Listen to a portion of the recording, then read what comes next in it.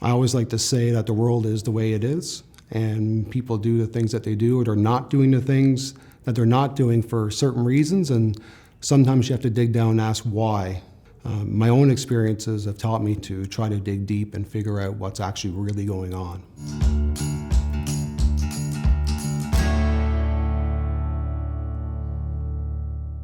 Growing up in Newfoundland, in Port Union, in a small outport community, it's pretty tight-knit. Everybody knows each other really well. Life was pretty normal for me and my family. My father worked on the deep-sea trawlers.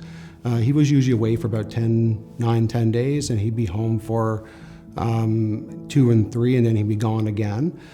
So in a lot of cases, my mother was left sort of on her own, and so as kids we had free rein to do what we want. And living by the water, we took a lot of chances near the water because that's where we played. And one particular morning, my brother went missing, and my mother, said, your brother should be home right now. Go find him.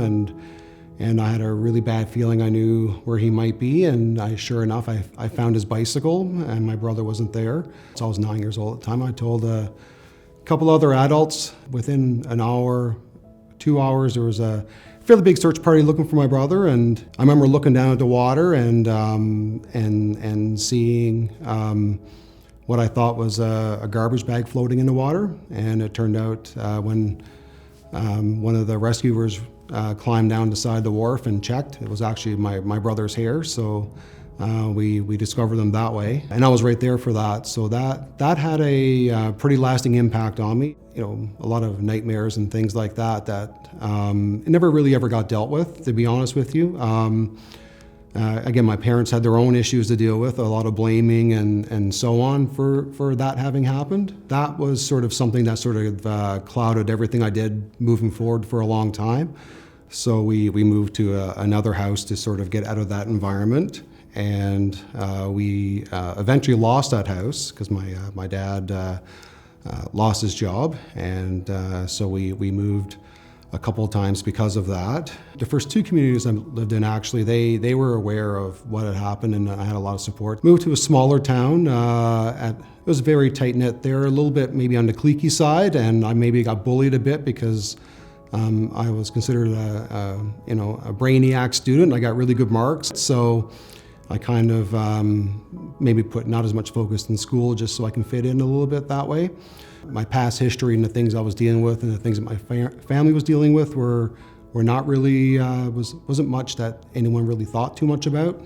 So, a few years later, we ended up in St. John's, and of course, nobody knew us there. The street we lived on was subsidized housing, so everybody on that street was going through basically the same things I was going through. That's one thing that kind of bonded us all together was the different things that had happened in our backgrounds there. Probably one of the reasons why today when people say that people on social assistance are lazy and so on, it's kind of a trigger for me sometimes because, or if they say a kid is lazy, I'm thinking that, that could have been me or my family or my group that would have been labeled the same way, and that bothered me a bit. Yeah, high school was a lot of my parents in and out of hospital. So what would happen essentially would be that one parent would go into hospital for shock treatment, and they'd be gone for a couple of months.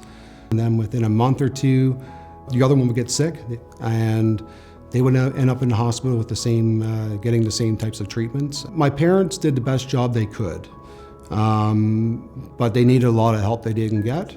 And that's something that, a lot of people don't realize, especially if you've had parents that did a good job, or they did things a certain way. If a teacher had reached out to me and said, Chris, you didn't get your essay done today, instead of making a comment about me being better than that or making a backhanded comment when I did get something done, the fact that I did reach out once and say, these are the issues going on at home, I would have liked to have had a teacher reach out to me and just say, hey, listen, I know you're having trouble at home, or how's your dad doing, or how's your mom doing? I would have liked something a little more specific. I probably would have opened up and offered that information up. If I thought the teacher was genuinely concerned, I would have done that. That's probably what I would have liked. Just a simple check-in. And maybe instead of me having to go look for a service or look for supports, maybe somebody coming to me saying, hey, listen, there's this really good support for you here, or there's this service here that you could use. I do wonder about grit and resilience sometimes.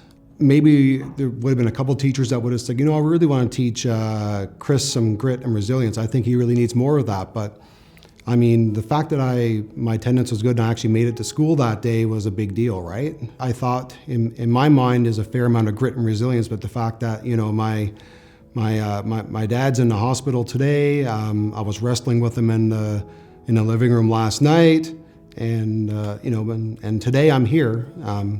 Unfortunately, I didn't get my homework done, but, I'm in class, so I think the best thing that a teacher can do with their students is to do the best you can to relate to the student, to make sure the student realizes that you are on their side. So that's how I tended to handle things with students. I made sure that they knew I was on their side, and I would ask them to articulate a common goal that we could work at together to move forward in whatever it is we're doing at that time. So as teachers, I would suggest you try to do the same thing. Students have to want to work with you in your classroom, so you have to reach them somehow. So, my name is Chris Warren, and I'm an innovative education facilitator for technology at the Durham District School Board, and this is my story.